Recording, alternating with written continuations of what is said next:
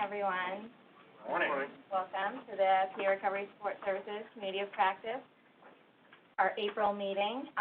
My name is Melissa Schammel. I work at the Community Health Institute.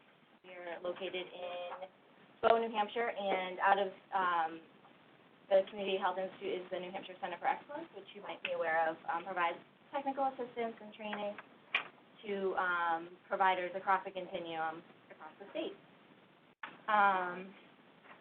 So today's topic is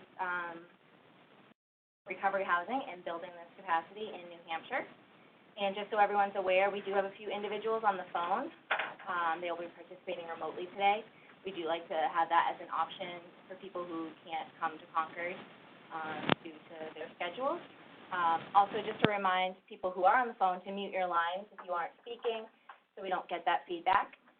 We are recording the session today, and this will be posted on the Community of Practice resource page, which I will direct you to in just a minute.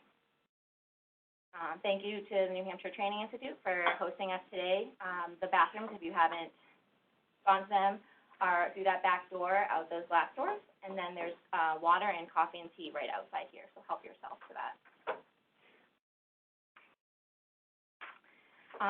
So I introduced myself. My name is Melissa Schammel. I am a program project manager at the Community Health Institute, and I coordinate these meetings with a planning team from the Community Health Institute, so Adelaide Murray and Rekha Sridhara, and then also some other planning team members is Lindy Keller from the Bureau of Drug and Alcohol Services, Keith Howard from Hope for New Hampshire, Cheryl and Polly from the Harbor Homes Organization. We meet regularly after these meetings, do planning for these meetings, so they are it's a very active planning.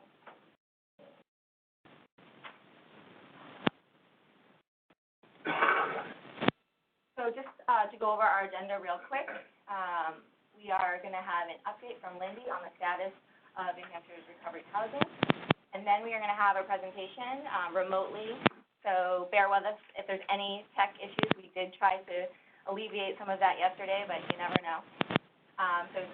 Dave Sheridan from the National Alliance for Recovery Residences is going to be joining us all the way from California, I believe, to talk about that organization and what the NAR standards are. Then we will have Andrew West and Christine Paquette from the New Hampshire Coalition of Recovery Residents give us a local perspective of that coalition that falls under the NAR. And then there will be opportunity for question and answers with all of the speakers. So Lindy, Andrew, Christine, and Dave Sheridan. So we'll give 20 minutes for that. Hopefully that's enough time, and then we'll wrap up. In your packet, you'll notice you have an evaluation. If you please fill that out, we do take that into account in our planning meeting. So for our next meeting, we'll look at those and see what we can do better next time. So we can make this a valuable resource to the community. And also, if you are getting LADAC or CRSW credit, you'll need to fill that out and make sure that Adelaide checks your name off so we can get that certificate out to you as soon as possible. So just a brief background. I don't have too much time associated with this introduction. Basically, a community of practice brings together people who are passionate about a certain topic to communicate with each other regularly through in-person meetings, through a shared dialogue over the internet, and with the goal of gaining knowledge and sharing information. You guys have the experience, and it should be shared to kind of grow everyone in the community. So there's a few elements that make up a community of practice. So these in-person meetings, conference calls as needed, resources and tools, which I'll go over in just a minute for those who are newer to the community of practice, an email-based discussion group, which is our Google group, and technical assistance, which is provided through the Center for Excellence.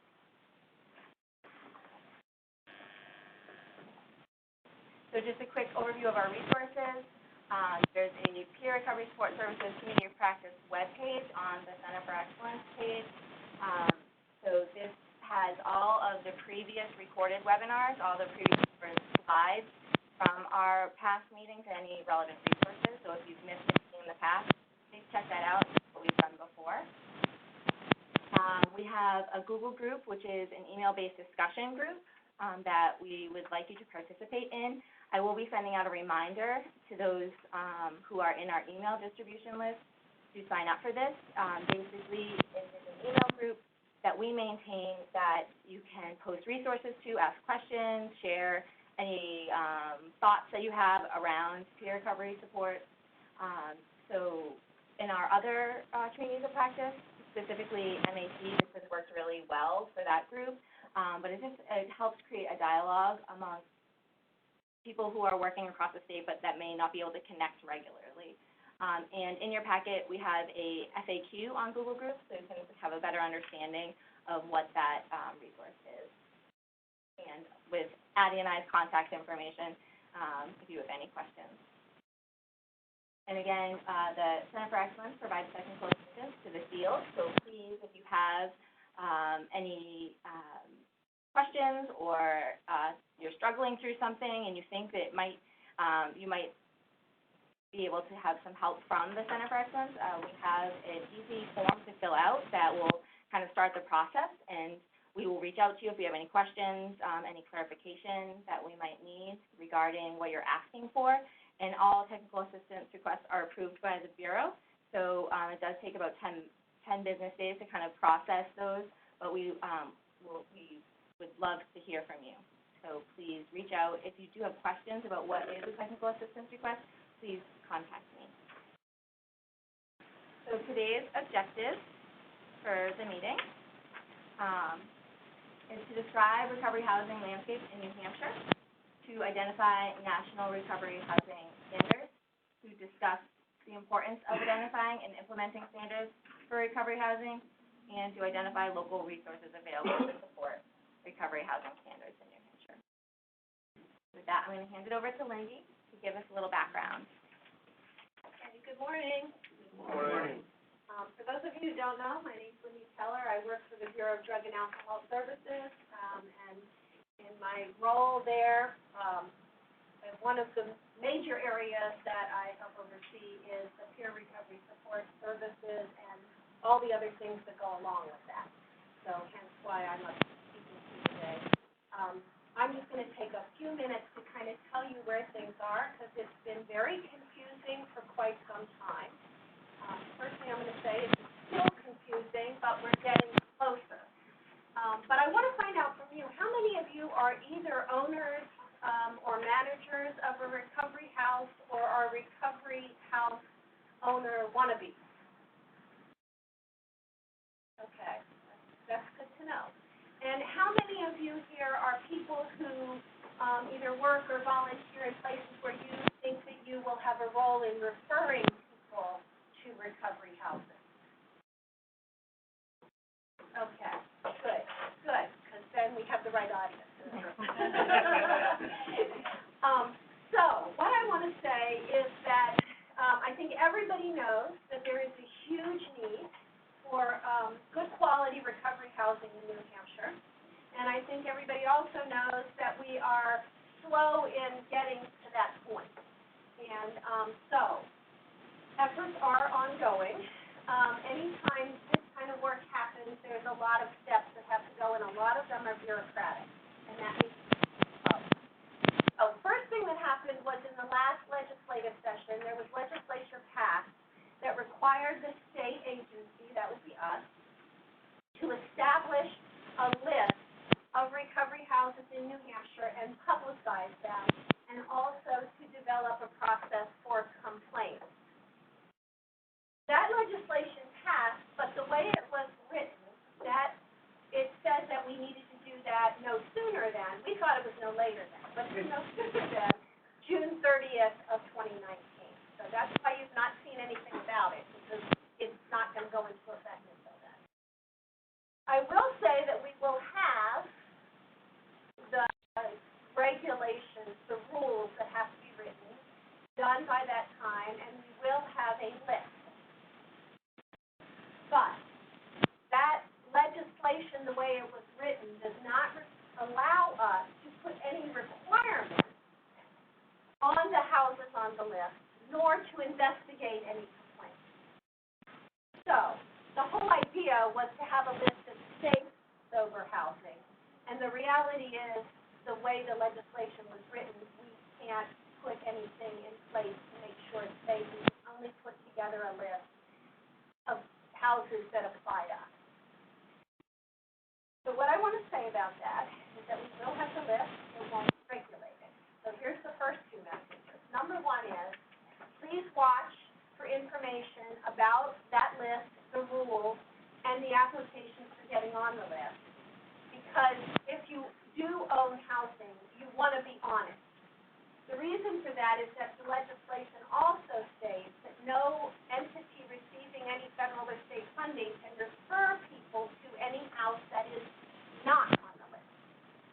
So, you want to be on the list. The second thing is that because it's just a list, we want those of you who are doing any referring to encourage people to ask questions when they contact the house, to look for a good fit for them, to visit the house before they give any money. Because it will not be a list of regulated houses. Okay? So for their safety and also for a good fit between the house and the person, encourage them to do that. And we do have a document that's on the Recovery Hub website, which is nhrecoveryhub.org, which is a list of kinds of questions that you might want to ask when you're pursuing recovery housing. So we encourage people to do that. So let me see. Yes, okay. So, but as a state agency, our goal is not just to have a list. Unfortunately, we found out that we were restricted with that.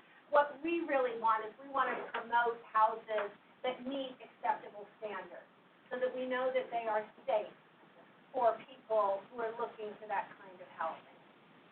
And the nice news is that there are excellent standards that the National Association for Recovery Residences, NAR, which you'll be hearing from soon, has developed in which many states are implementing. So that's a good thing. The second thing is, we have a state affiliate of those NAR, which is called New Hampshire Coalition for Recovery Residences, and that's NHCORE. You'll also be hearing from them today. So the direction we're moving is to try to help support NHCORE as they're moving forward to actually certify houses according to the national standards. Does that make sense? So by the end of today, you'll know a lot more about that. But that's really the state's goal, is to move in that direction. And as the one thing we can do with our unregulated list is as houses do get certified, we can actually note that on the list. So eventually what will happen is, yes, we'll still have this list of all these houses, but the ones who meet the standards will be highlighted, so people will know that. We basically say have been certified by national standards, or something along those lines. Let's see.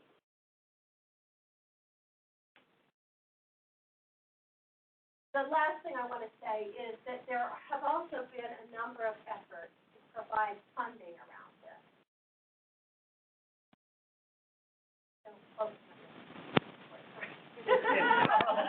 Right now, we can't edit recording. There have been a number of efforts to provide funding around recovery housing. Because of the way funding has come into the state, that's not been a real coordinated effort. So there's a thing here and a thing there and a thing the other place. Eventually, we'd like to make that be a little bit more seamless, but in the meantime, I do want to say that there are some efforts on two fronts. On the one front is to help recovery housing with some capital improvements, certain things, not necessarily to buy property, but they may get to a place where they can be an appropriate house. And the second piece is on the renter side. to provide scholarships to people who are moving into recovery housing, and they need that first month's rent or that initial payment to get over the hump so they're in stable housing and can be employed and can then pay their own way moving forward. So what I would say is, because there's not a centralized plan around that right now, what we'll try to do is get information out about those efforts as that funding becomes available.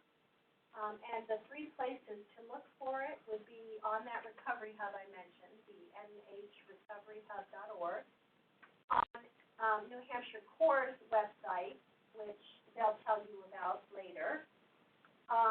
Also, you all, I hope, know about the doorway, or what still some people call the hub and spoke model, and the areas around the where people are going through. They have some sites as well. Their website is up, but it's getting improvements as we go along, and that's another place. And I believe that's the doorway at nh.gov. Is that correct? So for updated information, and then the last thing you do is get on that Google group that Melissa just told you about, because that's another place where we can push information like this through. So I would just say, do your best to try to stay informed as we move forward. I think we're moving in the right direction. This is a whole lot better than where we were a year ago. And so I appreciate everything that you all are doing. I really appreciate those of you who are pioneers in the recovery housing and are out there and actually doing this while it's confusing, and hopefully we'll make things easier for you. And most importantly, what we'll do is we'll have a system of houses in here that can help keep people safe as they embark on their path of recovery and move back into the community and move forward, and that will be supportive and not barriers. That's what I have to say, and now I'm going to just move straight into getting you to the NAR information by introducing you to Dave Sheridan. He is one of the co-founders of the National Alliance for Recovery Residences, and currently he serves as the president of NAR, so it may be a virtual event here, but at the same time we are getting like the experts speaking to us. He's been active in the recovery field for 15 years, and he has served on the board of directors of a Southern California recovery housing support organization. Some of the things that he offers are technical assistance. He also works with state addiction agencies to help establish statewide recovery housing certification support systems. So exactly what it is that we are looking for. He is an advocate, and he's also a resource on fair housing issues. And in recent years, that's included really looking at the development of state recovery housing oversight and supporting legislation to support that. He's a national speaker and writer on addiction recovery topics, and has a great deal of other experience, but we're going to just let him share his knowledge with us as soon as Melissa gets the technology working right. So, Dave, we will get you up here in just a minute. I was trying to hide all the callers, and now I can't. Hi, Dave. Can you hear me? Hi. Let's turn you up. We're going to turn your volume up. Thank you.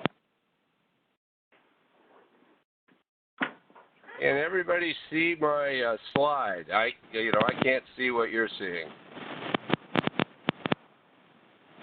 Yeah, Dave, we can see your slide. All right. Well, thank you. Good morning, everybody, and thanks, Lindy. My name is Dave Sheridan, and I think that was a really kind introduction. We're going to go through a few things in this hour, including a bit about what recovery housing is, what NAR is, who NAR is, how we work, and a little bit of how our state affiliates function, although you'll be hearing a little bit about that in the presentation after mine. Dave, sorry to cut Yes. you off. We can see your slides in presenter mode.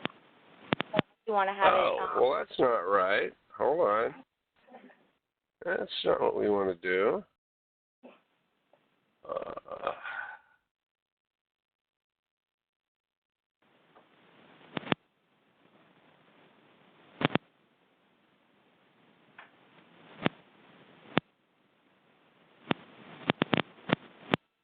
Let me see here.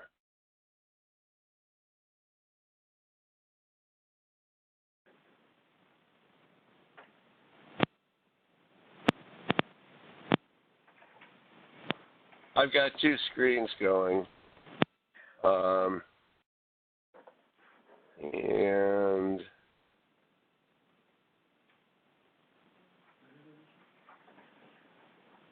So now we can see your PowerPoint like in edit mode. yeah, oh, you can? Okay. Yeah. So you just need to put it in. Let's see if, now what do you see? Back in presenter mode? Yeah. Oh, this is weird.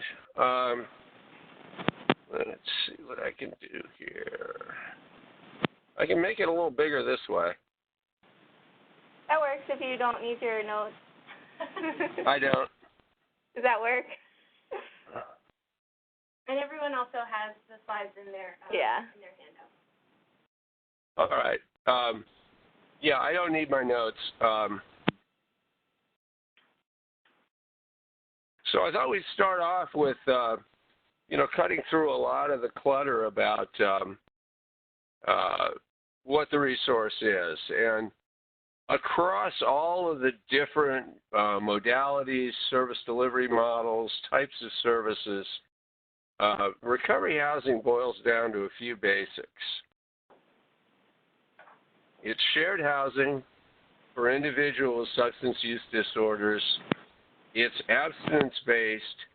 It relies for the benefits it delivers on a peer recovery support model, and it operates like a family-like community. So it's more than just housing, and that's sort of best summarized this way. And one of the reasons historically that a lot of people get a bit confused about what recovery residences and recovery housing are, it really sits at the intersection of housing and recovery support services.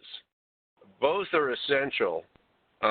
It isn't just a place where people sleep in order to receive services as they would in a hospital or a treatment facility. But it's not a boarding and rooming house either. It functions as a private household. We'll go into a little bit of the detail of the different models and what we call levels. But the way we view recovery residences is primarily how they fit into the continuum of recovery. So if we think about a timeline for an individual who's entering recovery, where across the bottom you have time, and somebody enters recovery on the left, and typically they enter and need and receive a high level of services for a very short amount of time. And this is what we call acute and subacute care. This is emergency rooms, detoxes, hospitalization, residential treatment, psychiatric. But this is what we think of as the residential component, the detox component. But you'll look at how much of that curve, how much time somebody's going to spend on their recovery journey that's outside of that. And over that time, people are going to consume and receive a whole lot of different kinds of services, whether it's outpatient treatment or some services in a community center, one-on-one therapy, family reconciliation, job readiness, whole lot of different services out in the community that they're going to need to get their lives back on track. And then these are the housing components that support that. That if somebody leaves an acute care environment, a subacute care environment, and they return to a community and don't have a safe environment in which to begin their recovery journey, it's no surprise that results are not terribly good. But good recovery housing doesn't just happen. It's based on standards and ethics and the national best practices that we've helped define. There's provider accountability that's involved, that there's somebody outside the provider that is ensuring that they're being held to those standards. Coupled with that is consumer information and protections. As Lindy was saying, we want people to know about the good homes. And so one of the incentives to meet and maintain accountability to the standards is that there's some public means for people to find out about the good homes, and that there's also a public means for people to register complaints, whether they're residents or members of the community or people in the professional community. If there's a complaint about an operator or a residence, there needs to be a way that people know that they can register those complaints. Another huge component is provider support and continuing quality improvement. And that includes training, workforce development, and ultimately once, these residences, once they're operating, historically have been pretty siloed. And so another real goal of excellent recovery housing is integration into your larger systems of care. Making sure that residents have access to the other things they need, healthcare and social services and otherwise. And that the housing is more than just the standalone providers. There's also the local expertise and policy resource that our statewide affiliates provide, in your case, NHCOR. Just wanted to give you a little bit of background about us. We're not terribly old. We were founded in 2011 by people that had been active in regional recovery housing organizations or somehow or other had some expertise in recovery housing and an interest in seeing a national organization assume the role that we've taken on. We developed our first standard and code of ethics back in 2012. We've developed a certification program that's now being implemented by our state organizations. We cover the full spectrum of recovery housing, which I'm going to get into in a minute. We've also developed an operating model for statewide recovery housing support systems, and New Hampshire is one of the most recent states to adopt it. Others include Florida, Massachusetts, Indiana, last year Pennsylvania, and Rhode Island. We have affiliate relationships in 30 states and a few more in the works. And we offer a variety of training and technical assistance, and we have working relationships with several government agencies. This is what we look like today. The green states are where we've got an affiliate relationship, and the blue states are where we're developing new affiliates. And, of course, New Hampshire has been an affiliate now for, I think, a couple of years. And there you are. And the way we work is that NAR is really an information conduit. And our main role day to day is to support our state affiliates. And these just happen to be three that we use for this chart. But that they're front and center in the relationships that operators have. Operators become part of our affiliates, and they don't join NAR. And they're supported by and overseen by the affiliates. This is the way it really works. I mentioned we're really kind of a knowledge exchange. These are the operators affiliate with their state organization, who has an affiliate relationship with NAR, and then they and we together develop and maintain that body of knowledge, the best practices, and cycle that back to the providers. And that's an ongoing cycle. So the affiliates, like NHCOR, are really more than just licensees. They're actually part of this whole national system of improving practices. I mentioned a few minutes ago that we've developed a model for state support, and the National Council for Behavioral Health, and we released this document last year and introduced it at the national conference that all of the state addiction agencies attend every year. And it's been a really good blueprint, including legislative guidance that some states and state addiction agencies like Lindy's agency are, have taken to heart. And the elements of a good state system support are, that recognition of standards and the certification of residences, which is that formal process for assessing a residence against a standard. Creating some kind of incentives for becoming standards compliant.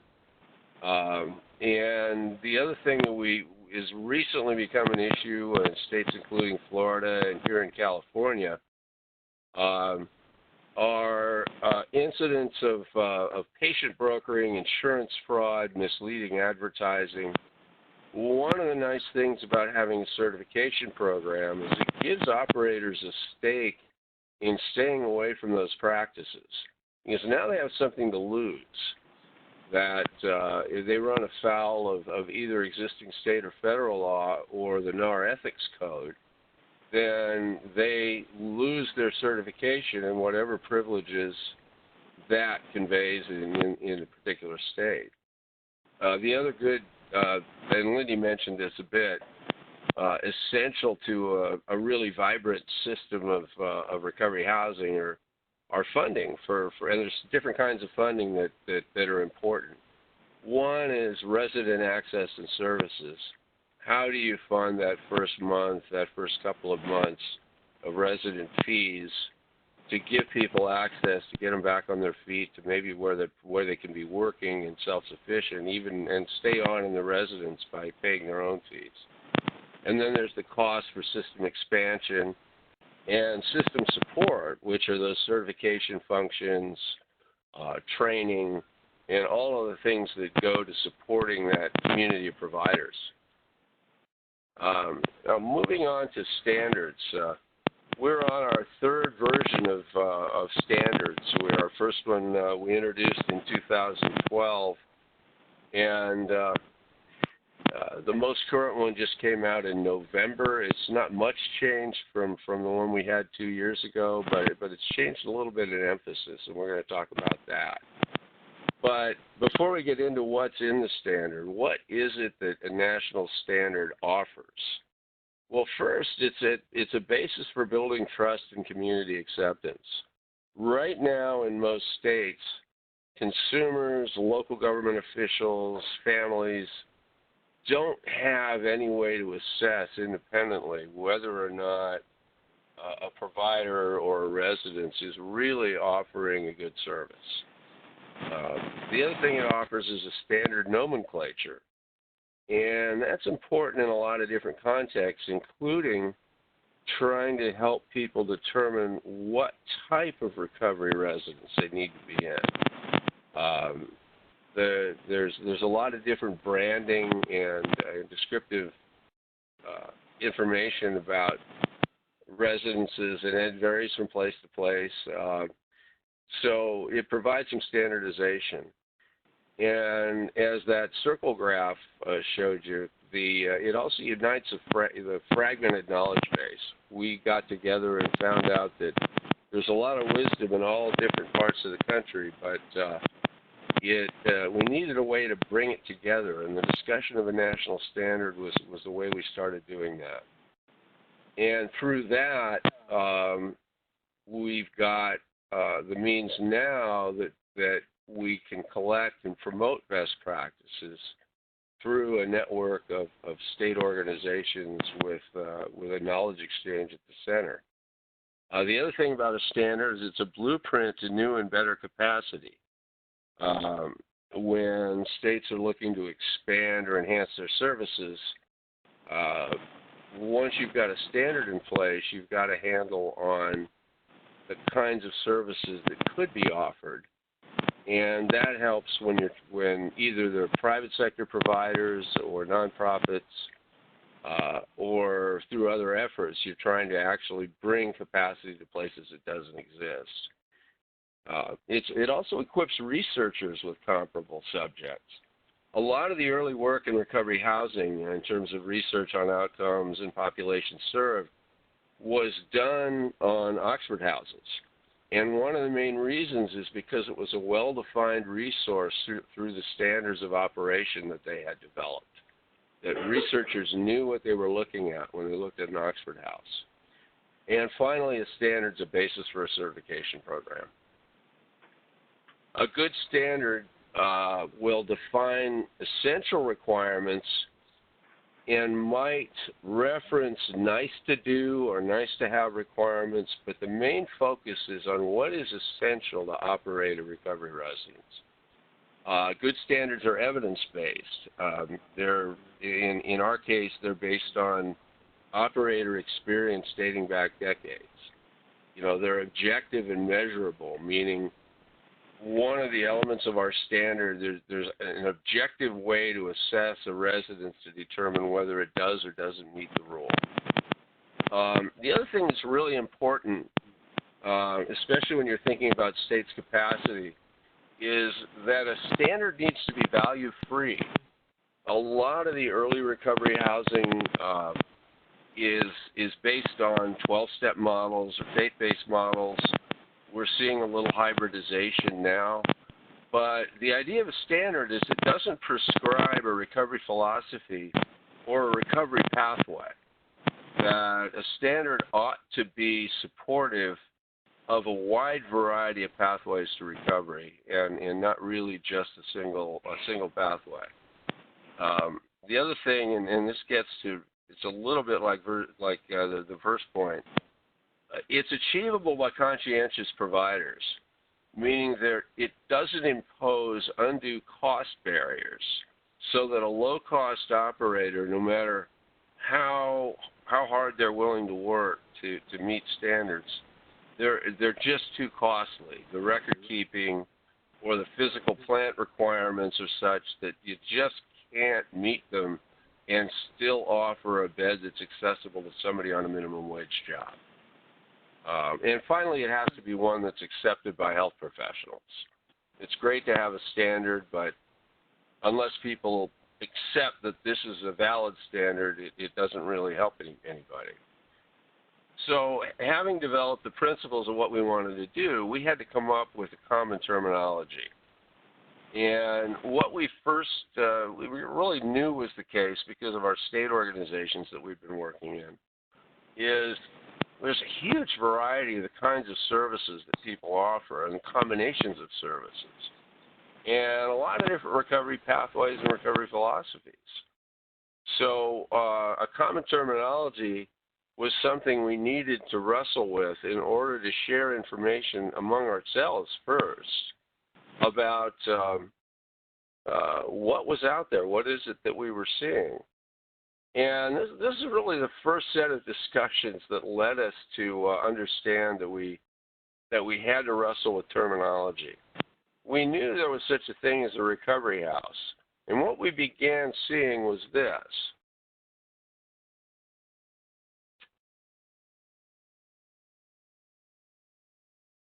That people would come into our discussions and bring terms with them that maybe didn't mean much to anybody else in the discussion or meant something different, and particularly halfway house. So one of the reasons for recovery residence was not to do any kind of clever branding, but was to standardize on some terminology that wouldn't create confusion among existing things that were out there. Now, the other thing we observed was that in this wide variety of service levels, we really needed to be able to describe what that world looked like to the public and to operators in aggregated terms. And so what we came up with was a series of levels. And these are based on the type and intensity of services that are typically provided. And broken down into categories all levels of residence, any recovery residence, is an alcohol and drug-free living environment. And they are all have as their basis the social model of recovery.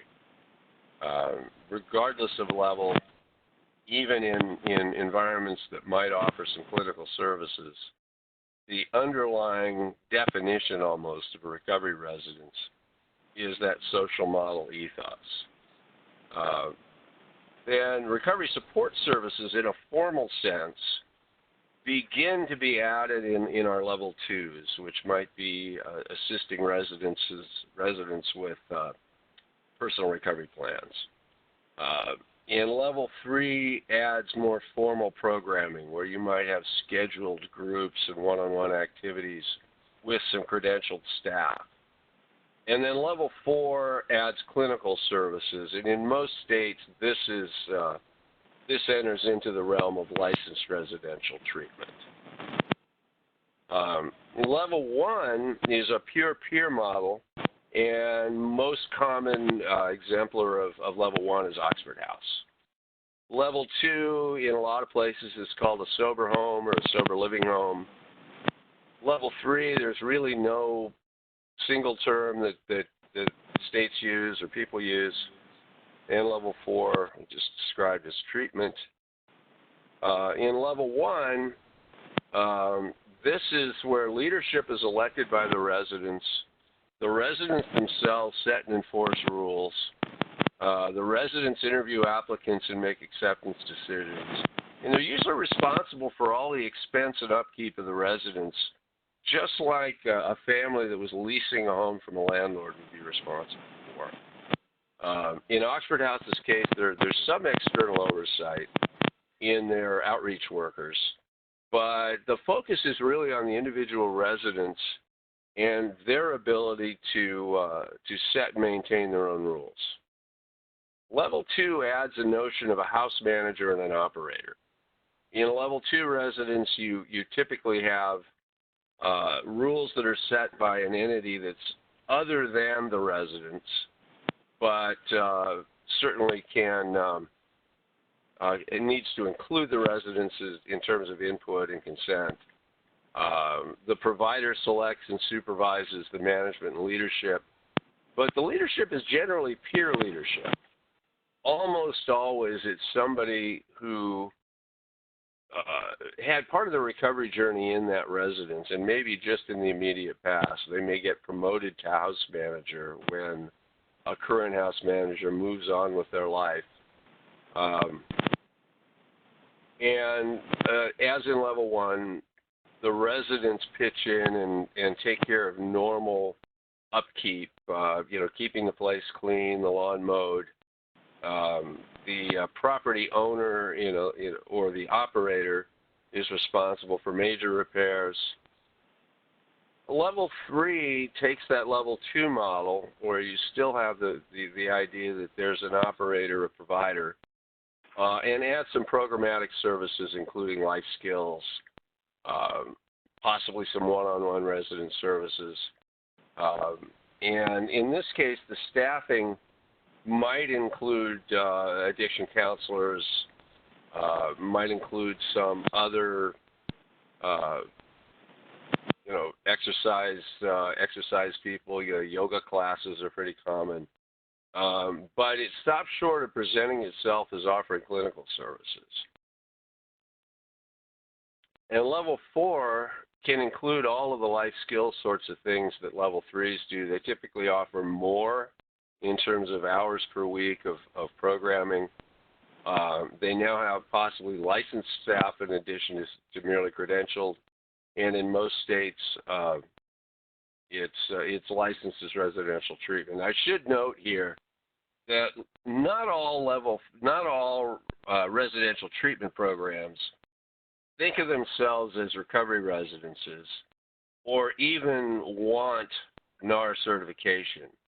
They're more firmly based on the clinical model, and the recovery residence designation might not mean much to them. We offer it because a lot of places with long social model history and experience value it, and it's available. But because most of these places in most states are licensed, there's not a whole lot of interest in states where the licensure is really the thing that keeps you in business. Now, one of the reasons we did this and define levels is that they exist for different reasons. So a couple of the things that would indicate an individual's need for a higher level of support would be that they need specific programmatic services that are offered at a residence. Or they've got a moderate to high extent of co-occurring disorders where they really need just more support and possibly for a longer period of time. So where someone enters could be any level, but often informed by their unique needs and should be. Things that will tend to suggest somebody might enter at a lower level or move from one level to a lower numbered level would be as they begin gaining recovery experience and recovery capital and making progress in their recovery. And unfortunately, of course, there's also demands of outside life. They may have to move to a lower level of support in order to either get back into the workforce or have family obligations or simply economics, that the lower levels certainly cost less per month than the higher levels. So there's some economic reality there. Well, the standards are divided into 4 major sections. Excuse me for a second, my throat's getting a little dry.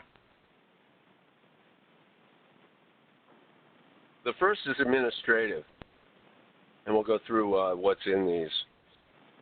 That's the basic operations, paperwork, what residents see, how the place operates administratively. The second is the physical environment. The third is recovery support services. And we have a separate category because they're a little bit unique for good neighbor requirements. So all in all, there's 31 elements in the standard, and they're divided into these 4 domains, roughly 100 individual indicators. So we won't have time to go through any of those today, but you can access our standard anytime from our website, which is naronline.org. Separate from the standard is a code of ethics, and it's consistent with the current standards but was written prior to that. What's new in version 3 is that we want to see evidence that the residents and everybody that has resident contact that works in the residence as a staff or a volunteer knows and understands that this code of ethics is binding on them, and that the residence operator is responsible that everybody is adhering to the code of ethics. It's got 20 ethical rules. It's also consistent with other ethical codes. We crosswalked it with various counselor, social worker codes of ethics, and I haven't found, and nobody has found yet, any conflicts between the kinds of ethical requirements that we have and anything else that might be binding on an individual. Recently, we released a companion guide, and this is worth taking a look at as NH Core gets started and the certification process takes off. It gives a little bit of the history of the development of the standard. It also explains the evidence base. You know, where do these rules come from? Why are they there? And what incremental value do they add to the recovery process? There's a little bit about effective implementation, and also a lot of citations if you want to learn more about outcomes that are associated with various attributes of residences. That's in here as well. That's available on our website. So going into the standard, just a bit of detail.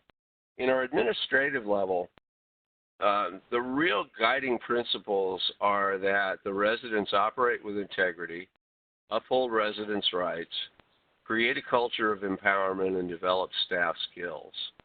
So the rules in here are things like full disclosure of financial obligations before an applicant for residency signs anything or hands over any money. That they know exactly the terms, the financial terms, the house rules, any requirements that are going to be placed on them during their stay, that is all fully disclosed and discussed. That they also know that they have certain rights, that the residence is going to ensure that certain things are protected, like their privacy, their dignity, and their right to make complaints. So the residence has to be able to demonstrate that everybody in the house knows that if something goes wrong, there's a place outside the house to complain. There's also things in here that create a culture of empowerment. The ways that a residence helps residents understand that they are part of each other's recovery experience. And we're going to go through that in a little more detail. And some requirements about staff skill development.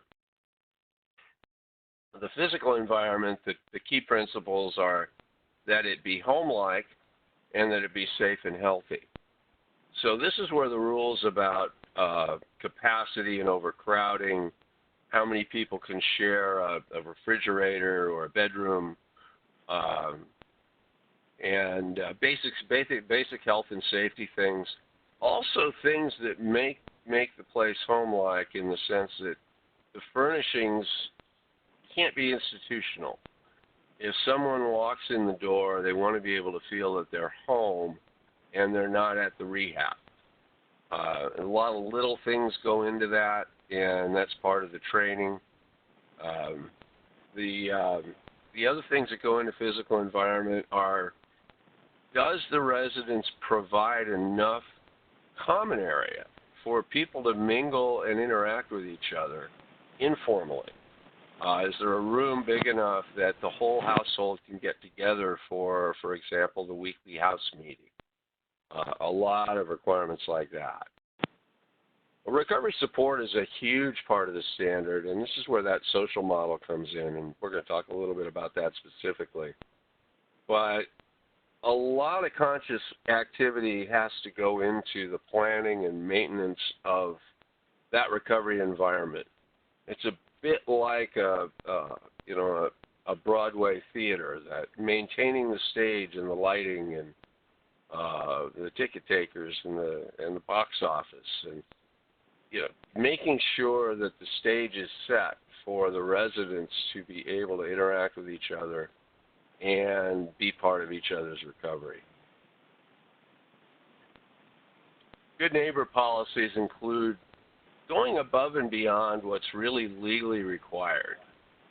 We expect residences to proactively do things like smoking policies that aren't going to bother the neighbors, parking policies, noise rules, and that they need to be affirmatively engaged in good neighbor behaviors as a household, and also to help the residents understand that learning to live in harmony with your next door neighbors and the people across the street is just part of becoming an adult. That this is just healthy reintegration into neighborhoods and into life. Another thing that's really important, especially for people looking at what housing is appropriate for someone and what standards might apply, is that our standards are level specific.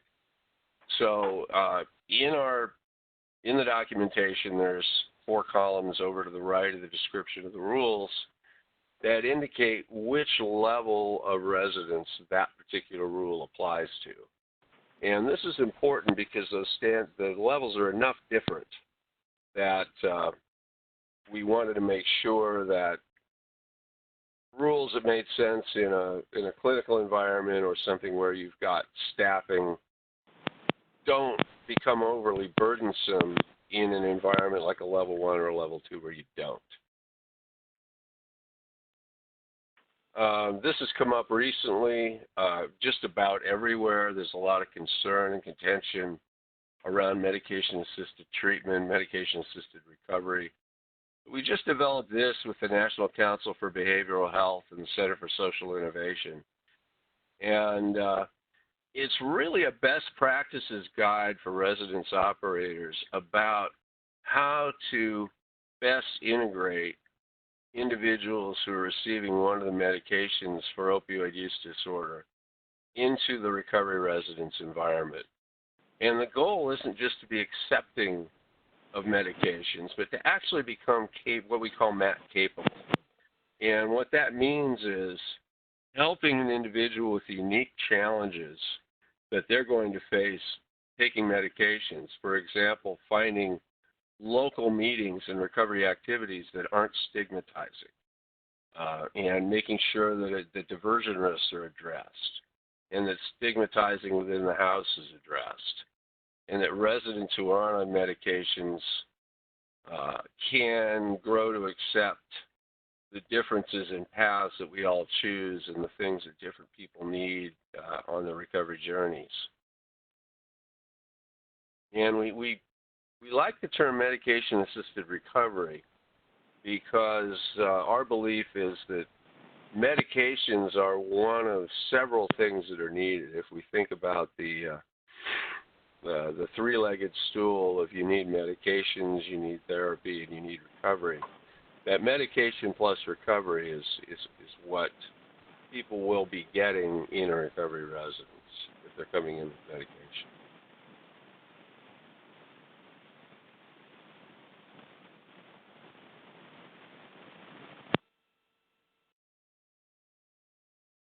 All right. Looks like I'm just about on schedule. I was doing a quick time check there. Talked a little bit in the standards section about the social model and resident interaction, and I think it's worth spending a little extra time on that.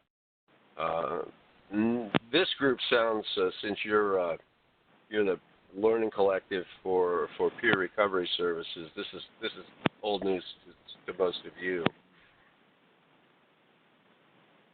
But the clinical model really kind of looks like this, that you have a trained professional helping someone new in recovery understand the principles of recovery and what they're going to need to do to address their condition. This is what the social model looks like. The relationship arrows are horizontal instead of vertical.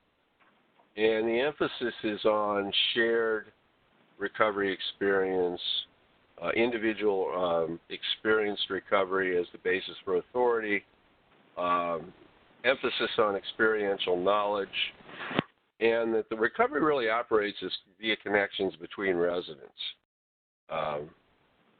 And because of this, because of these attributes, residents aren't necessarily going to enter the recovery residence understanding these things. In fact, they're probably not. And it's important that these are inculcated in new residents as part of the program or house rules and what the staff knows.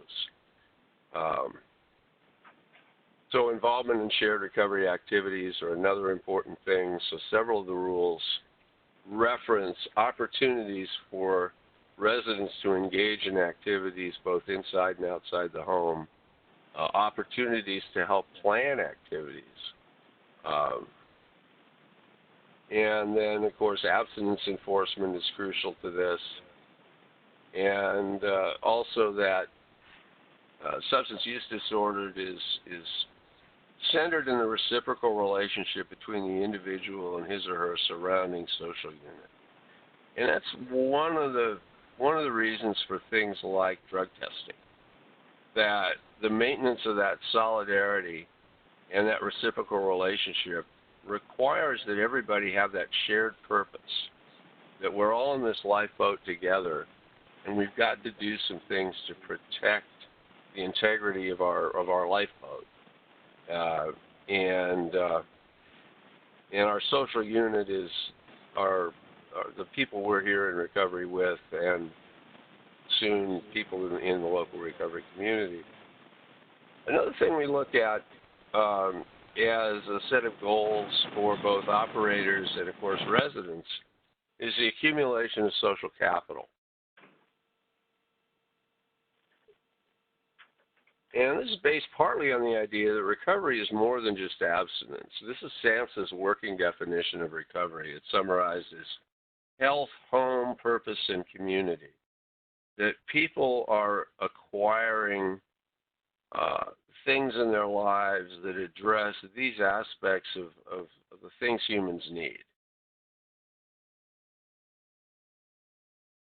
And another way to think about recovery capital is in terms of where I am now versus where I want to go, and assessing what do I have in my life right now that's going to help me get there, and what do I need to bring into my life that's going to help me get there that I don't currently possess. And so what recovery capital really is are those things that I either have or have access to that are going to help me in my recovery and to help me achieve my goals. And the resources include a lot of things. I've got a list coming up. And one of the things that recovery capital helps residents do, and some of our residences actually facilitate this, is a formal process of identifying what do I have going for me, what do I need to have going for me in order to fulfill my goals. And that's where personal recovery planning comes in. These are types of recovery capital. I think a lot of you in the room are familiar with the kinds of things that get classified as recovery capital. General health, mental, emotional well-being, financial resources, the education that someone comes into recovery with or will need to acquire when they're in recovery. On the social side, a lot of people's social networks are pretty badly frayed when they come into recovery. But we look at things like family support. Do they have a significant other in their life? What kind of social mobility do they have? How familiar are they with the dominant culture? Do they have a healthy lifestyle? And do they have access to health care? And the last one on the social capital list is safety. And it's one of the big things that feeling of safety that a recovery residence provides is, it's intangible, but it's pretty important, because if people don't feel safe, there's a lot of things that they can't really progress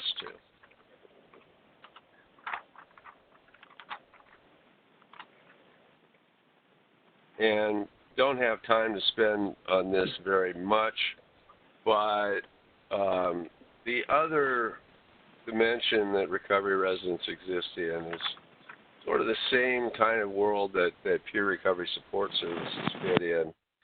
And that's the idea of recovery-oriented systems of care.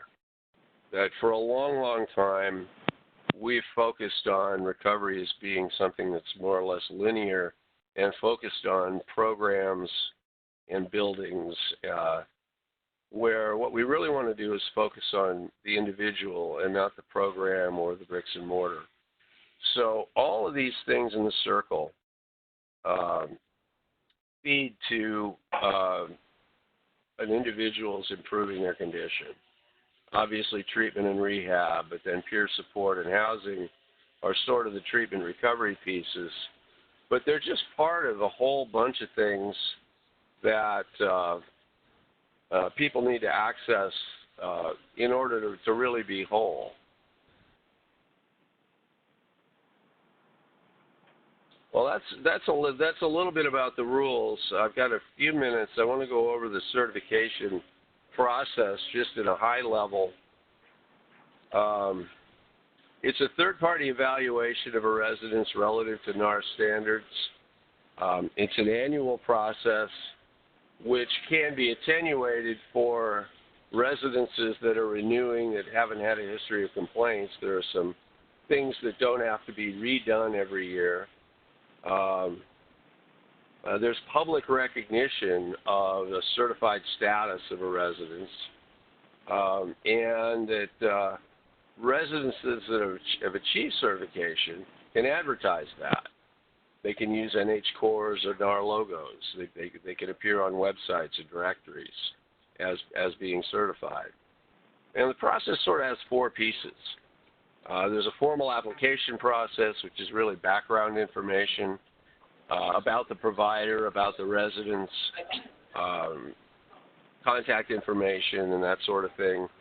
And the first part of the assessment is a review of documents, and that's documents that the resident sees, its policies and procedures, its marketing materials, because one of the things we care about is truth in advertising, that there's no misrepresentation of what's offered or the cost of service. We want to see proof of adequate insurance. And then there's some affidavits that if someone, for example, is leasing their property, that they have the property owner's permission to be operating a residence there. The second piece is a set of structured interviews. And this is where the certification staff is going to try to assess how much of those recovery support services, how are they actually delivered? Does the staff of the residents really understand their roles? Are they really executing the kinds of things they're supposed to be doing? How are the house meetings run? How are assessment interviews conducted? And then, of course, the final thing that everybody thinks of is the home inspection or the site visit. And this is to assess the health and safety requirements, property condition, and a few other items that are in the standards that are things like you have to have some sort of a bookkeeping or accounting system. We want to see how you do abstinence verification. You know, if you do drug testing, show us how you do that. Where do you store your kits? A lot of things that dovetail into other things besides just the physical environment. And the idea of the certification process is it's more than just inspections. It's not just grading. It actually combines reviews with technical assistance.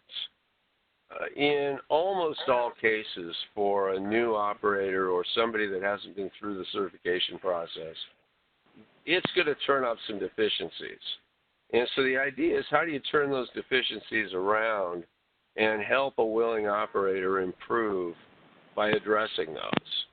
So the consultative part of the certification process is really important. And that's where the role of our local affiliate comes in, because unlike a third-party assessment, like a building inspector, their job is really to help bring people up and not just grade them as pass-fail. And there's specialized training that goes along with that. The other thing about the certification and related processes is this idea of accountability. That there's a process, a formal process, for third-party investigation of complaints. This would be administered by NH Core. The state addiction agency typically has some oversight over that and wants to ensure that complaints are being addressed fairly and promptly, and that those mechanisms are in place, records are being kept,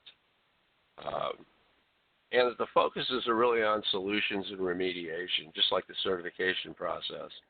If there's a complaint, what do we need to do to make it right? And it's pretty obvious this is essential to maintaining public trust. People need to know that there's a resource they can go to that, at least for residences that are expected to be certified and maintain certification, that those complaints can be addressed.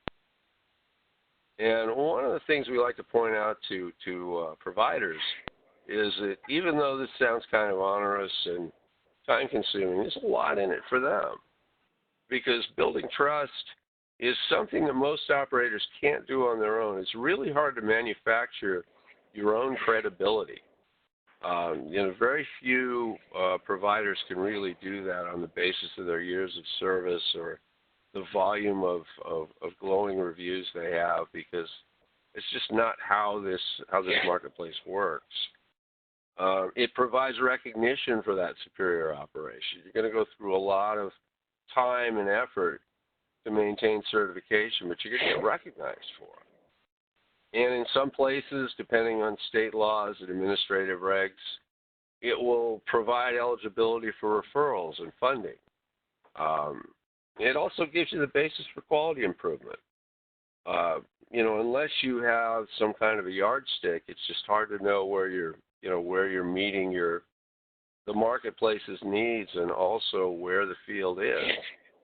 Those 100-odd rules are good examples of specific areas where you can focus on that you need to work on, and places where you're at or better than industry norms.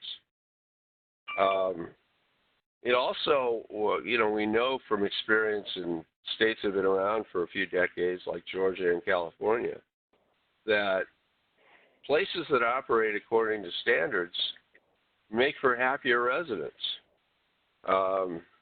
And, of course, it's independent evidence of meeting the criteria for fair housing protection. A lot of places that masquerade as recovery housing and really aren't occasionally have difficulty demonstrating things like that they serve people with disabilities and that particular housing is necessary for individuals with those disabilities to address their disabilities, that it's not just a place to live, and that it's housing as opposed to some other kind of service.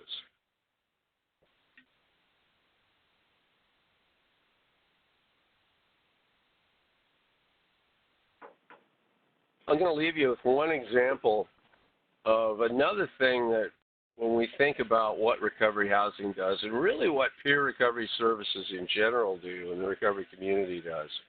If we think about somebody new to recovery as the equivalent of an immigrant to this country, that they're coming out of a culture of addiction and a culture of estrangement, and now all of a sudden they're in a new place. They're viewed by mainstream society as an other, as a less than, as a not us.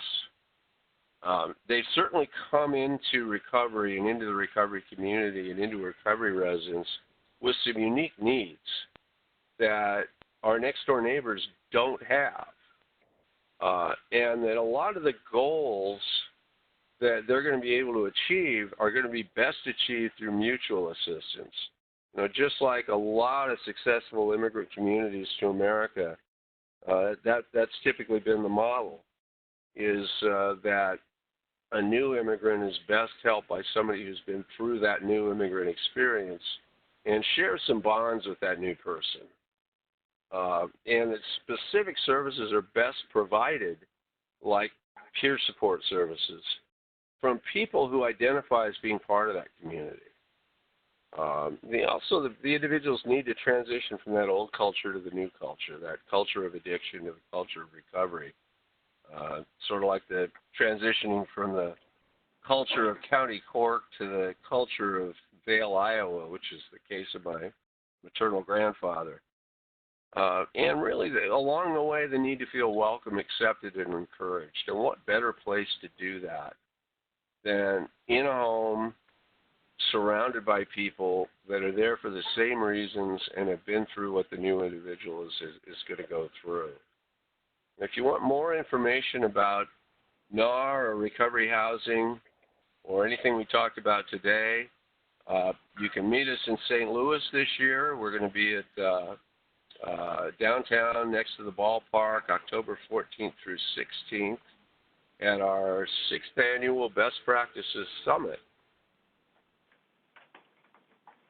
And this is where you can find more information. And that concludes my part of the presentation. Thank you.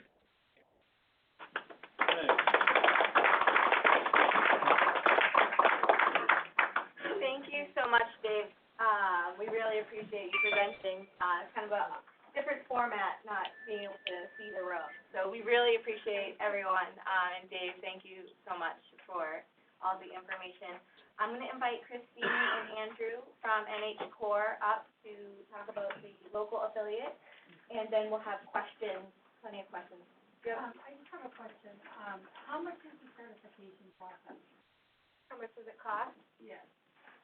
Dave, how much does the certification process Done cost by the for affiliate. residents? So, Okay. I think Paul collapsed the next presentation.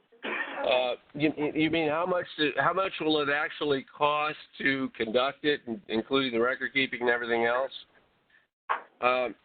Ohio figures it's the total cost to actually do it is between $600 and $800 a year. None of our affiliates charges that much to a typical, say, 10, 12-bed residence. But that's about what it costs when you think about the cost of performing the certification functions, delivering training, managing a website and a resource list, and a lot of the advocacy and information functions that go on. Ohio's got the best numbers, and that's where they think where they are right now. Thank you, Dave. Yeah, so we'll have plenty of time for questions after Christine and Andrew have time to talk.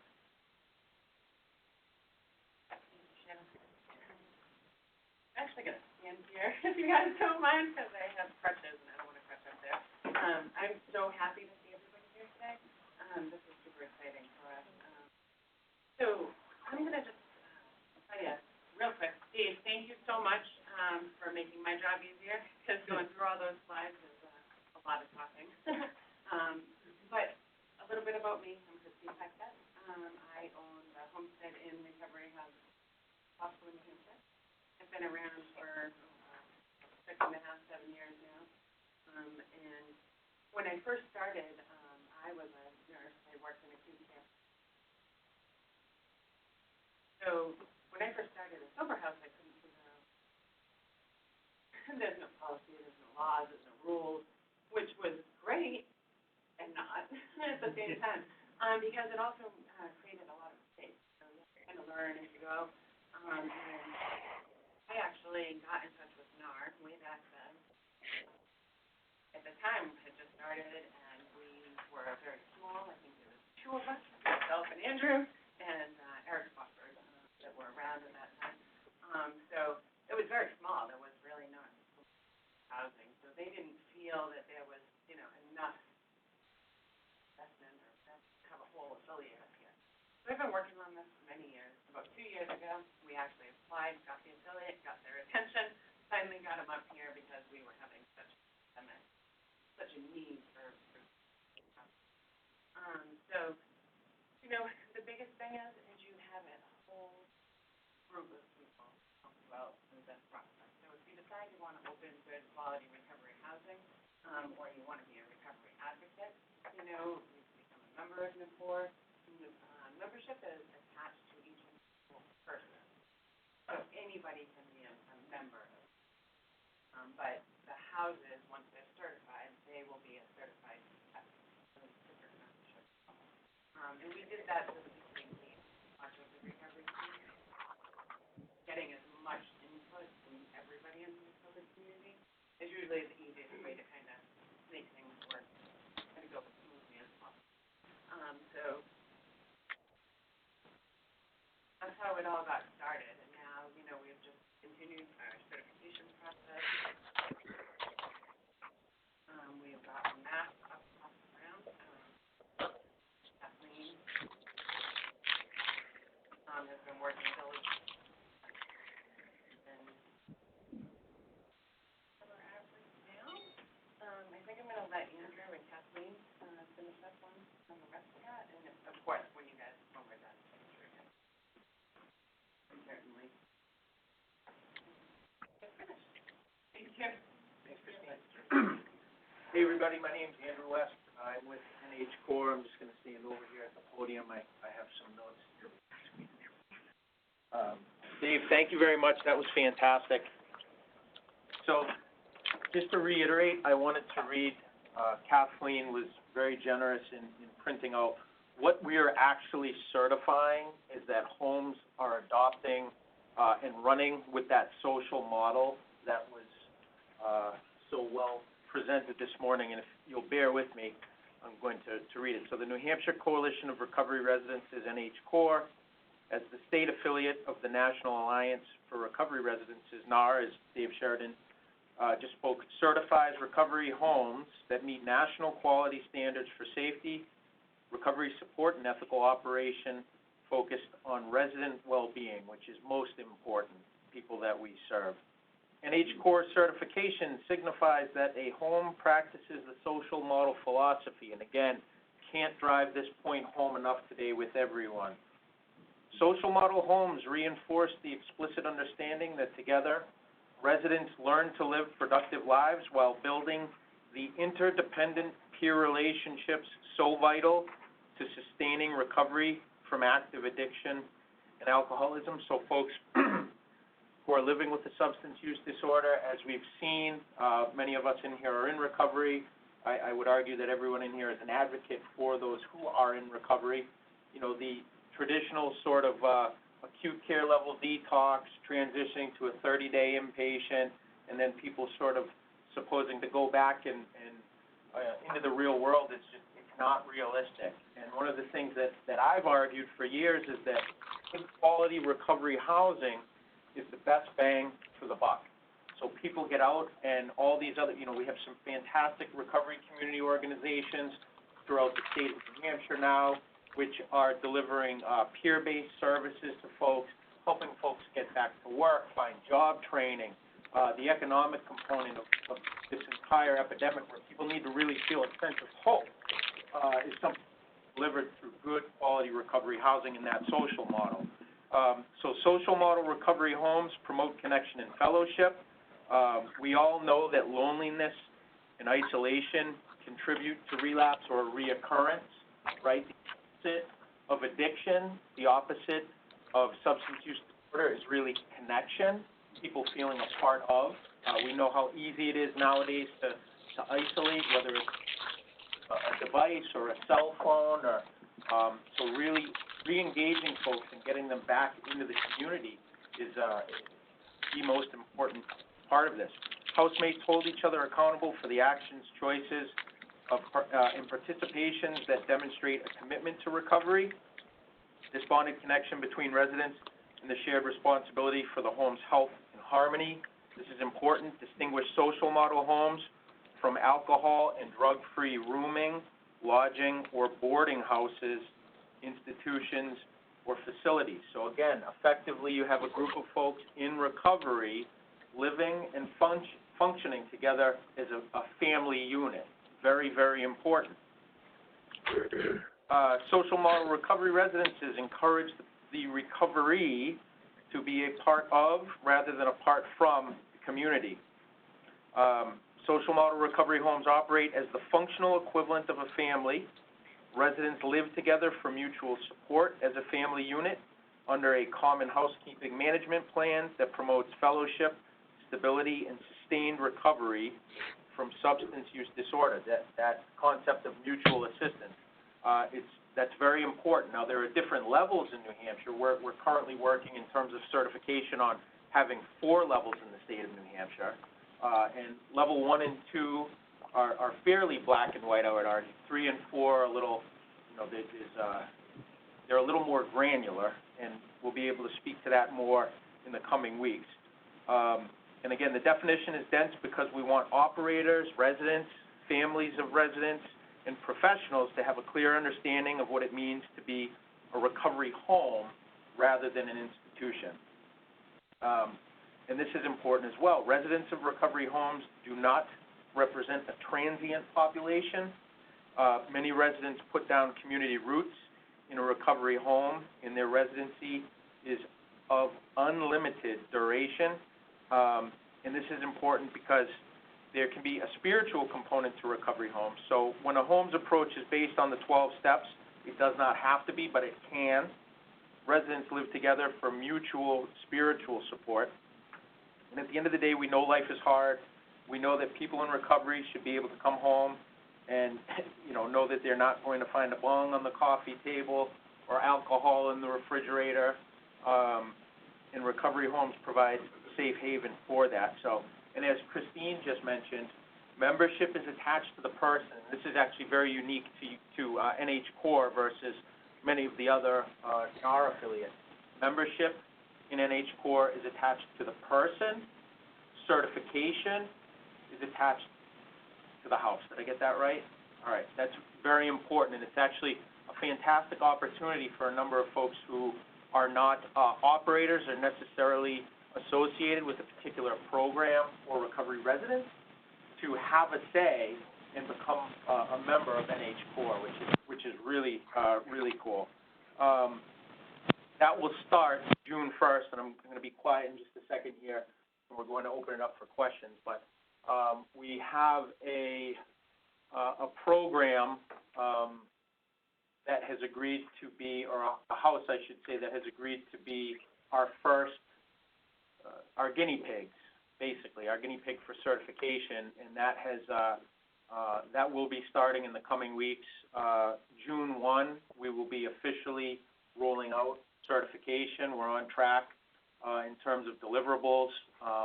And for folks that are here who are operators or work in recovery housing, one of the most important things is that, you know, regardless of the philosophy or maybe the modality that is in the home, we want to encourage you. There's no set way. Some of, you know, Massachusetts is very sort of black and white in what recovery homes look like, some other states. This is going to open it up for a number of different philosophies, so whether it's abstinence-based, faith-based, you know, medically assisted recovery, everybody's welcome, and we hope that that's really going to encourage and drive the marketplace for good quality ethical recovery housing in the state of New Hampshire. And because we're such a small state, we've already seen incredible traction in the last year or so, where we're really going to have the opportunity in the coming months and years to take the lead on this. And we have some fantastic stakeholders that are in this room. I'm so pleased to see all of you here today. So, so I think with that, do we have time for questions? Yes. Good morning, everybody. My name is Holly Morris, and I work for Harbor Homes, a facilitating organization for the peer recovery support service organizations around the state. There are 11, currently 11, soon to be 13, and then hopefully here they have a couple of recovery centers too. So as Dave said, you know, the intersection of housing with the peer recovery support services, there should be a recovery center near all of you. So if you haven't connected with them and you'd like to, you can tell you myself afterwards. I've got business cards for my colleague Cheryl and Alyssa in the back, and you can find out where the recovery support center is near you to intersect with them and find out what they offer to go along with their house. And then the referral process too, you know, so everybody knows everybody. Thank you all for your presentation today. Thank you, Paul. Thank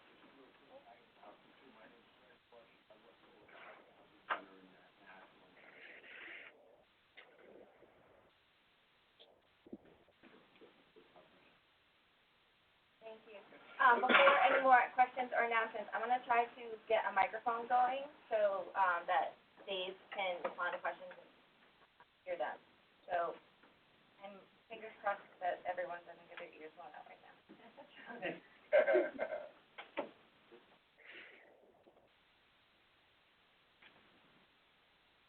Can everyone on the phone hear? Okay? You guys hear on the phone? Okay? Great. Great. Yep. Couldn't hear Christine very well. Oh, yeah. Andrew came through. She was far away. Opening up for questions for Andrew and Dave and just the room.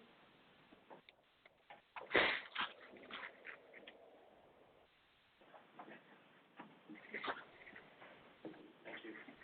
My name is Brad Foltz with the Addiction Recovery Coalition in New Hampshire. My question is for Lindy. After 30 June, what is the Hold out. Can I ask you a favor? Could you make me 2 copies? Yes, wait a minute. Can you mute the line, please? I think they're calling user 10. User 10, if you could mute your line. Sorry about that. Okay. So could you repeat your question now? certainly, to add houses to the list after the 30 June timeline, what is the process, or can you add a house to the list? Oh, yeah, the list won't even exist until June 30th. So there will be an application process. That means that we have to, this is the bureaucratic side of things, we have to get rules approved by the legislature. The rules include the application.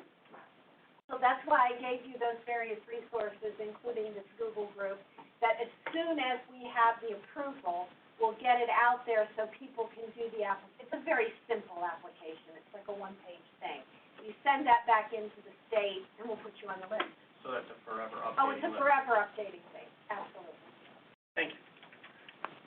And actually, one of the things that just occurred to me, so for homes that are initially certified this year in 2019, there will be a 2-year certification for the first time a location is certified. So that's very important. So you wouldn't have to recertify again until 2021. Hi, I'm Michelle. My question is actually, for the certification process, did we decide on if there's more than one house, how that's gonna happen?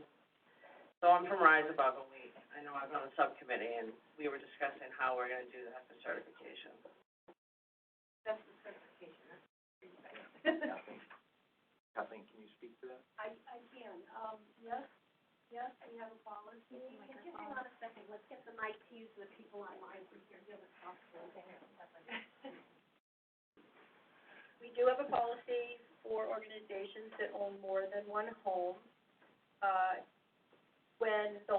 Within the next month, the entire package will go to the NH Core board for final approval.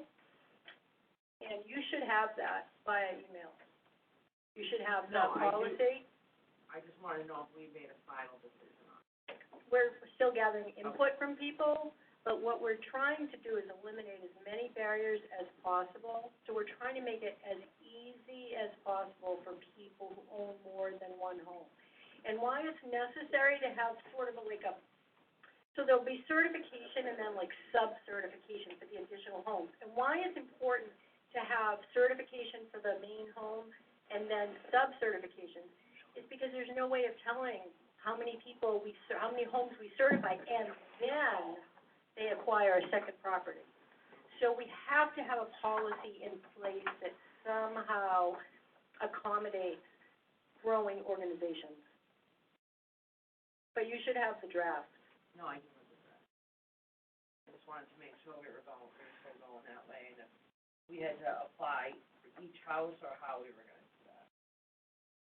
So there'll be an application. We're not calling it an application. We're actually calling it a portfolio. So that at the end of the certification process, you have this whole book that belongs to you. It has everything anybody might want to know about your recovery home in it, and you can use it for all sorts of purposes. And then it will be your choice. You can certify a second home from scratch, or you can do a sub-certification that refers back to the original property. We are going to ask for the sub-certification that anything that's different be included as a new document. So if there's a men's home and there's a woman's home and the policies between the two are different, we're going to ask you to provide the material that's different. If something's not different, we just ask you to cross-reference to the primary property. But again, your choice. If you want to certify each home individually, you can do that. No, one portfolio works for me. Other questions for our presenter? What is going to be the correlation between the certified homes and the state's list? I don't know if Lindy wants to. I'll just say, as I said earlier, there's a limit to what we can do because of the law. So we will have to list houses whether they're certified or not. As houses become certified, we would ask you to get in touch with us, and we will update the list to say this is a NAR certified house. So that will just give more information to the public looking at the list. Also, we will refer people to the NH Core website, which will have a running list of certified houses. Is that correct? As houses get certified. Will it be optional? We're still in a situation in New Hampshire where there are homes that don't want to come out of the shadows, they're being shut down by municipalities. So it's going to be optional whether you're listed or not. Yeah. So again, there's the answer. We'll refer to the NH Core website for people who want to go public. Similarly, on our list, we would need you to contact us and tell us that you have become certified. So if somebody doesn't want that made public, it won't be on that list. It'll be at your request. So that's the combination. I would say that, as we move forward, part of the problem here is that the list goes live right about within weeks of when NH Core is going to start certifying, and they're not going to be able to. Heard what it entails. So they're not going to have 30 houses certified within a month. It's going to take time. So, as more houses become certified, as NH Core streamlines their process, and that becomes something that people aren't on a long waiting list for, or whatever, however that's going to work, we will try to give much more weight to certified housing. But because we're in this kind of beginning stage, as I said when I started, it's going to remain messy for a little while.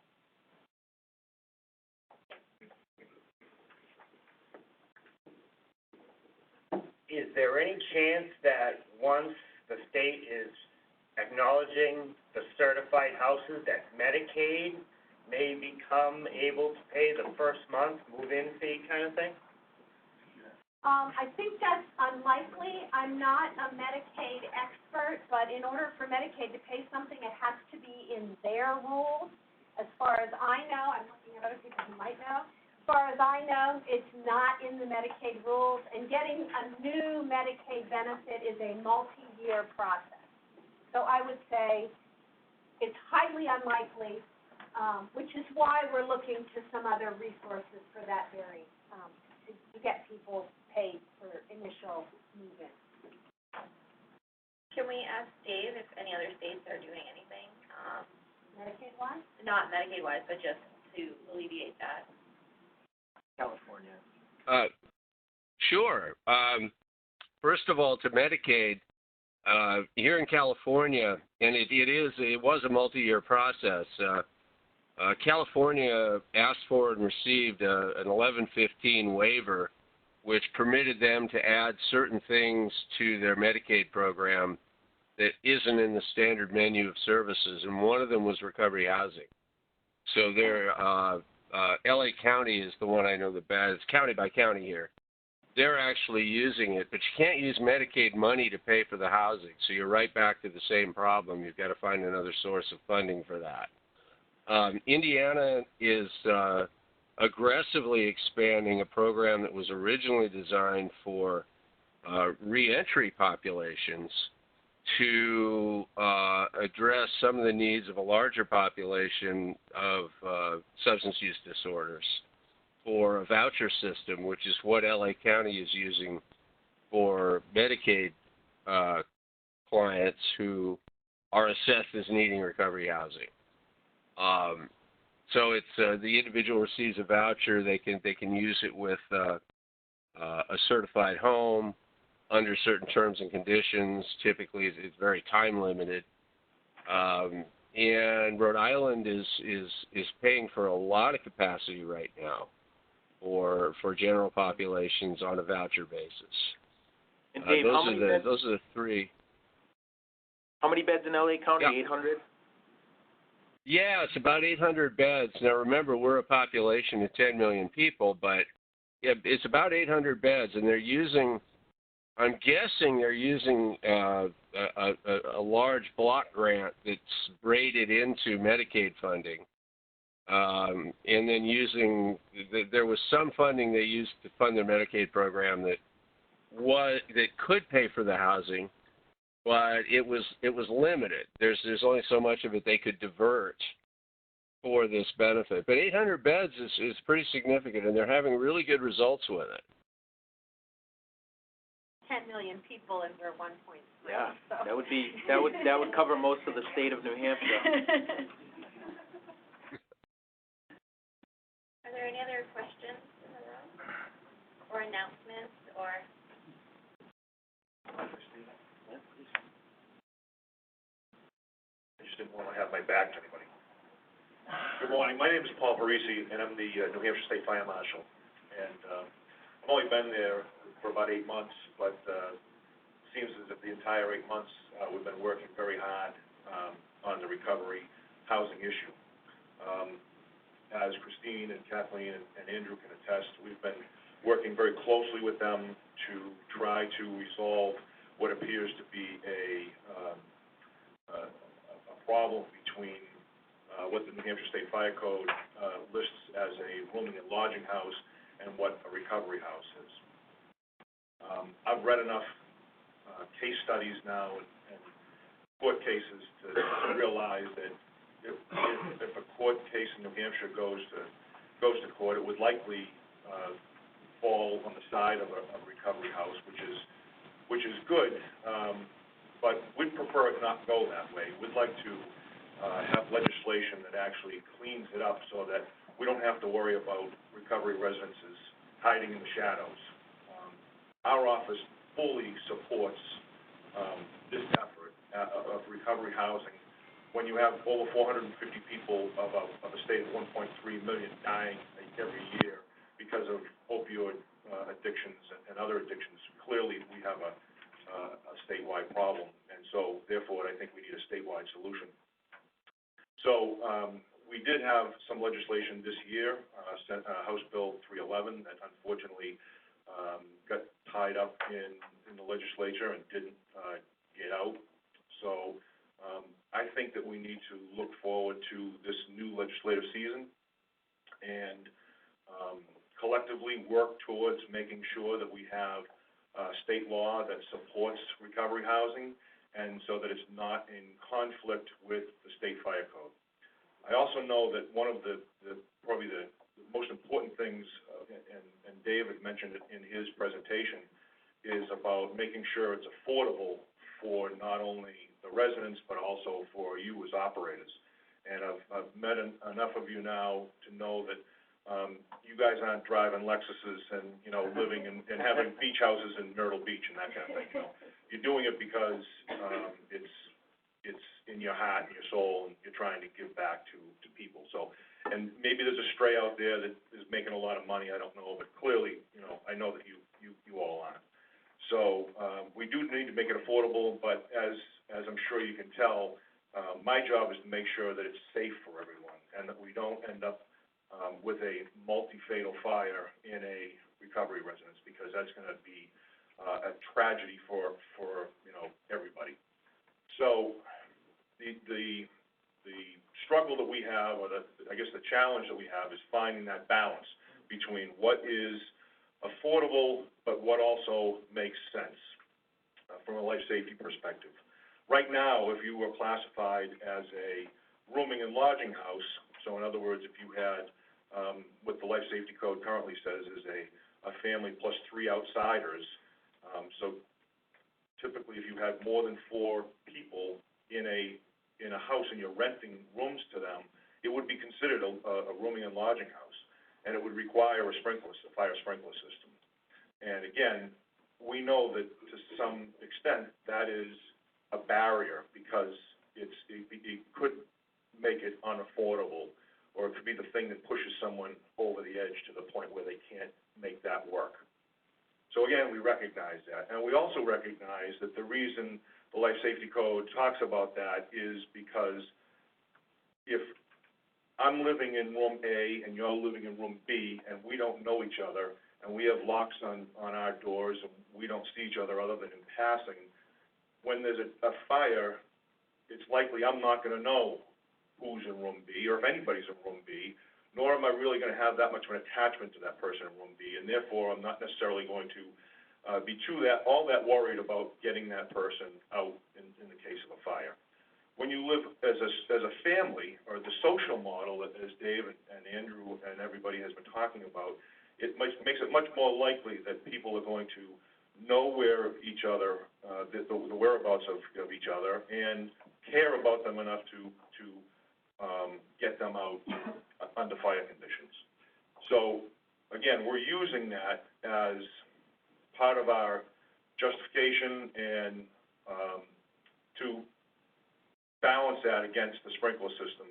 And as we work through that process, we'd certainly ask for your support, for your patience, and we're going to work with DHHS, and perhaps we'll be able to come forward this year with some legislation to not only address the fire code issue, but also address the certification, address the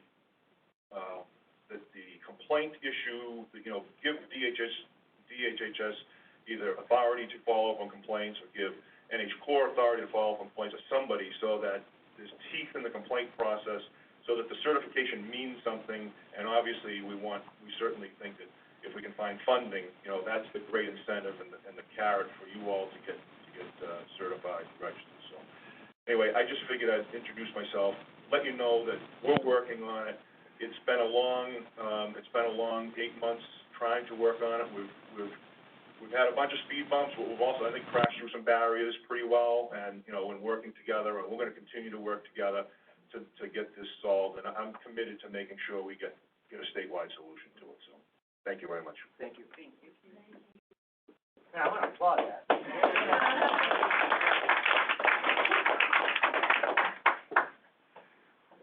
Hi, I'm Sean Richardson. I own and operate the Freeman House in Dover, New Hampshire. And I fear exposure. I got a lot of fear, right? This is my second NHRR, and I've been around since 2005. Bought a house in Somersworth in 2007.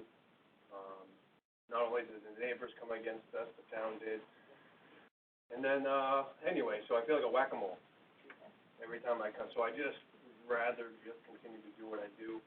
I love people. I love people in recovery. I help them. I got 7 beds or 8 beds for women. I got 10 beds for guys. Appreciate you speaking up. Afraid of you. Terrified. But I love the people that come through. We are a family. A would talk to me. There's no loss on the door. And family is the word that I use. It's what's in my heart. I have a program for sure, but every large family needs structure. And I guess I could use help.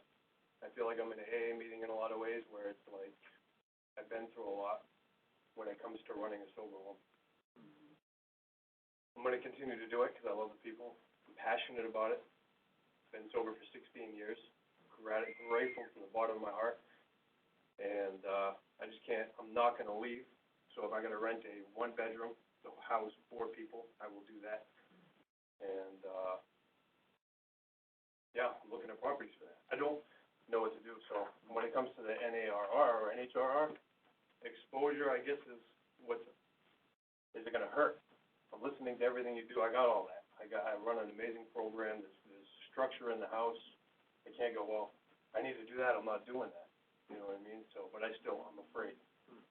So there are other people that would be afraid. I guess maybe I'm speaking up for other people that have been in my situation. And how can it be a good thing? Exposure for me has not been a good thing. Signing a piece of paper and becoming part of something family-wise, beautiful. Families enjoy what we got going on. People come in, they feel like if this is home, I hug them, they welcome home. So I guess I feel like I'm a wounded soldier. So if anybody has any help in any capacity, I've been now like a one-man operation. I've got a good team of people that work with me, but we're by no means lawyers, doctors. By no means do I have anybody in the city council. And so I've been doing it for a long time. I could use help. Thanks. Thanks, Sean. Can I just request that, Mr. Thank you. Let's get the mic to you, because people couldn't hear you on the phone before. Well said. Thank you so much for speaking up. I really appreciate that, because one of the things that we certainly have been coming across is the fear of homeowners and not wanting to come out of the shadows. And how do we address that? That's a big one. But the fear that I see in your face is also the fear and stress level of being a homeowner, just being a homeowner alone. So the best part of being a part of something is that you have the supports, and that was why, one of the other reasons why starting this was so important to me, because the only way that I could get through all of the beginnings and all of the challenges and the things that you go through as a homeowner was to have people to talk to about it. And I'm sort of more, I don't know, in an area where I can and have a couple of other people that are close to me. But I'm doing this alone. Like, I'm a one-person show. I really am. I have staff, but they're peer recovery. But I am so thankful. That was really the most important thing, because I want people to know that there is fear, but the support and the reason for joining is so that you have all of those people, city council, you have lawyers, you have people that will be on your side and help you through the process of doing all of the things that you need to do. So the fear won't be there, because we walked through fear, meeting with Fire Marshal Parisi, and he has been absolutely an amazing advocate for us. And I think that's the most important thing, is to have an open relationship with everybody and be able to, talk amongst each other and figure it out for the better of everybody. Yeah, just to piggyback on what Christine just mentioned, it's an opportunity through NHCore to leverage relationships. I would definitely second Christine in being able to work with Marshal Parisi. He has been fantastic, and a lot of us in the recovery community, myself included, are quick to, when folks at the state level don't do something right, call them out for it. He has been doing everything right, and we've made fantastic progress over this last year. So for everyone in here, and I was in the exact same boat with Bonfire, just a ton of fear around this. And as we started to have these meetings and get everyone in the room together, it became crystal clear. We had met with Lindy last week. It became really evident that we're all shooting for the same thing, helping people. And when you get everyone in the room and start talking about that and communicating that, we have a communication issue, I would say, in New Hampshire, generally speaking, with all the different recovery support services, housing, treatment, kind of across the board. And that's something that we're working on as well. But we're at a point in history now where 2019 is going to be the year for us, for everybody that's doing recovery housing, for folks that have kind of felt like they've been alone, and I know that feeling. I know what the sleepless nights are like. So this is going to be a fantastic year as we carry all this momentum, coming into June and starting the certification process. We're in a great place. So, and I really appreciate you sharing that, Sean.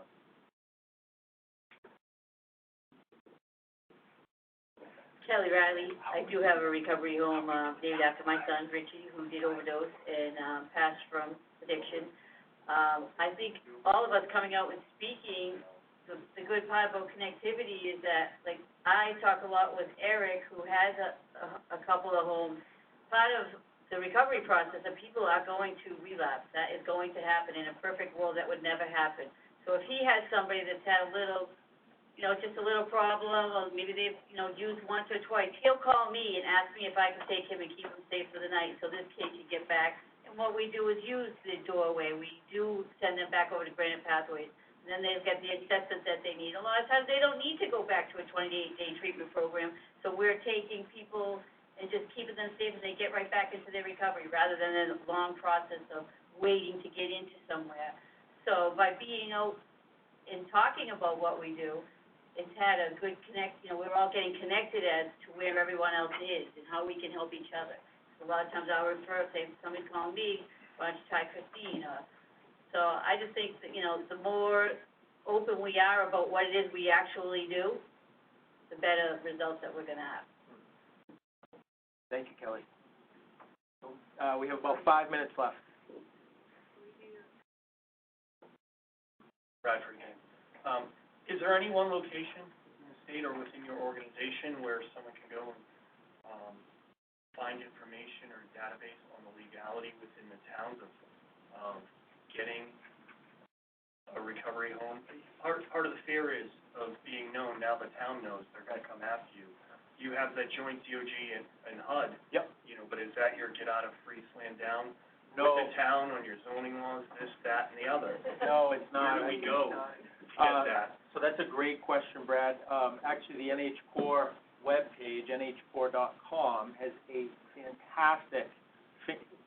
fantastic library for recovery housing, case law, a whole bunch of great stuff. And it's not just about lawsuits, but so that you can be fully informed as an operator. And also leverage NH Core. Get your membership into NH Core and come chat with us. The knowledge base that I've found within the organization in collective membership is fantastic. In terms of subject matter expertise, you're going to have a very difficult time finding a group outside of NH Core that has just the collective knowledge to get this done. A lot of things are applicable and kind of be cut and pasted into other areas. Some stuff is very municipality specific, but that's where I would start. And then, come to the meeting and chat with us. And again, we want to work to get good quality housing out there for people. It's not just, hey, we have houses, how do we protect it? It's like, no, how do we make this better, open the marketplace up, and really, help folks who need it most get the best bang for the buck with good recovery housing. Thank you. Yeah. Hi, my name is Eric Labarge. I'm the owner of Starting Point, Civil Living for Men. I just want to bring up the fact that, actually, I can answer your question.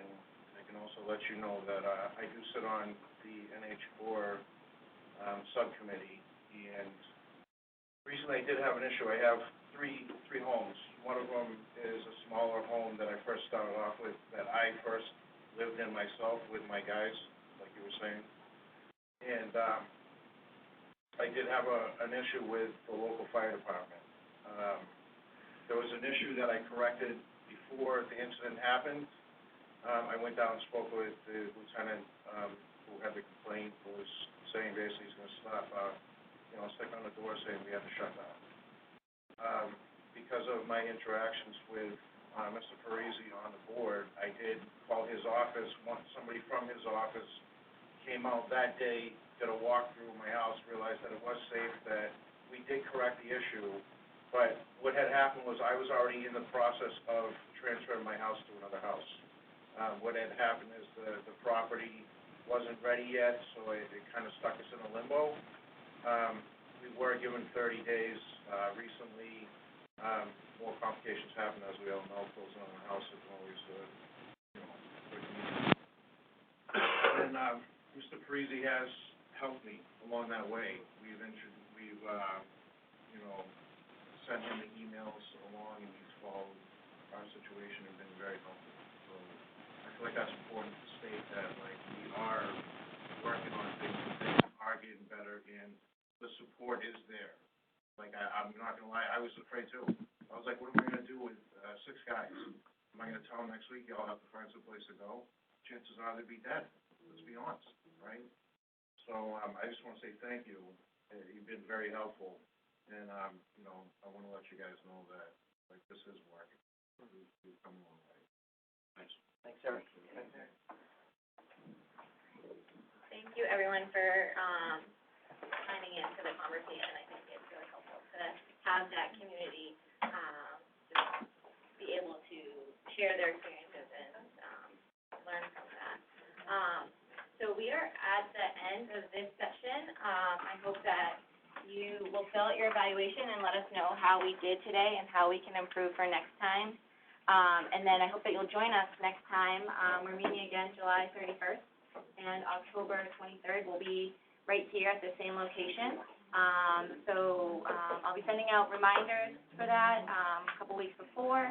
And I'll be active on Google Groups. So if you do get an invite to Google Groups, please accept that. And if you have any questions, reach out to Adelaide or myself on how to manage that. But it's a great way to share and communicate outside of these meetings. And thank you all for coming today. And thank you, Dave, for joining us.